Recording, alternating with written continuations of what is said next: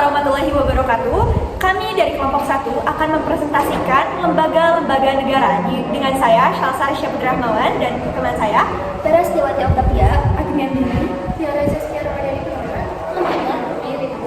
Materi pertama atau lembaga pertama yaitu lembaga legislatif. Lembaga legislatif ini bertujuan untuk atau bertugas untuk membuat undang-undang, mengawasi eksekutif, dan juga mewakili kepentingan rakyat. Di mana saya akan memberikan beberapa contoh dan juga tugas dari lembaga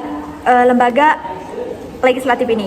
Yang pertama yaitu mengubah dan menetapkan undang-undang. Yang kedua juga melantik presiden dan wakil presiden. Dan yang ketiga memberhentikan presiden dan wakil presiden sesuai dengan jabatannya dan juga sesuai dengan keputusan MK. Selanjutnya, contoh yang kedua dari lembaga legislatif yaitu Dewan Perwakilan Rakyat atau bisa disebut dengan DPR.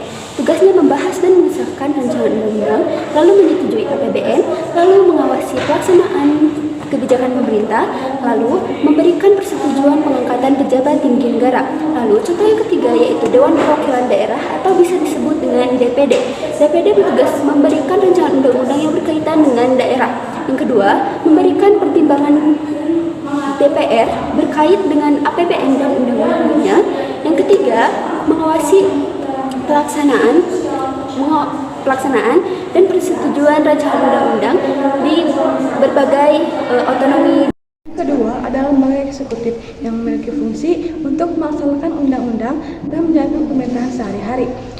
Salah satu contoh dari lembaga eksekutif adalah presiden dan wakil presiden yang memiliki tugas pertama menjalankan pemerintahan dan mengatur pelaksanaan undang-undang. Yang kedua, yakni menyusun kebijakan nasional di bidang ekonomi, sosial, dan pertahanan. Yang ketiga, menjalin hubungan diplomasi dan mendatangani perjanjian internasional. Yang keempat, mengangkat dan memberhentikan para petugas negara seperti menteri. Selanjutnya ada kementerian yang bertugas melaksanakan kebijakan di bidang tertentu.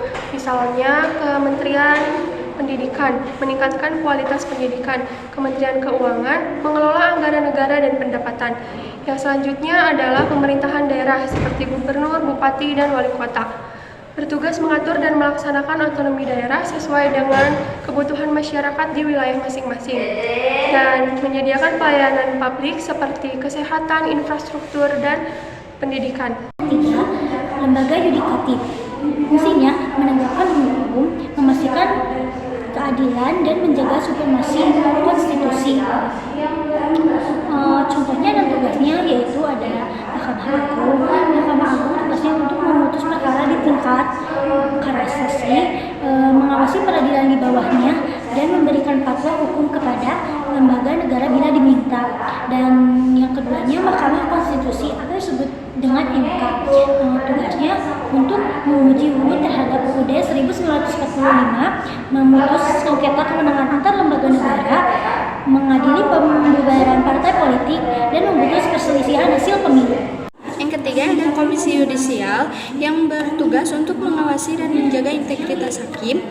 Dan yang kedua ada mengusulkan calon hakim agung kepada DPR. Dan yang keempat ada lembaga pemeriksa yang memiliki fungsi untuk mengawasi pengelolaan keuangan negara agar transparan dan akuntabel. Contohnya yaitu Badan Pemeriksa Keuangan atau BPK yang bertugas untuk memeriksa laporan keuangan pusat dan daerah, melaporkan hasil pemeriksaan kepada DPR, DPD, dan Presiden. Dan yang terakhir, mengawasi penggunaan anggaran negara agar dipakai sesuai dengan aturan. Sekian dari kami. Wassalamualaikum warahmatullahi wabarakatuh.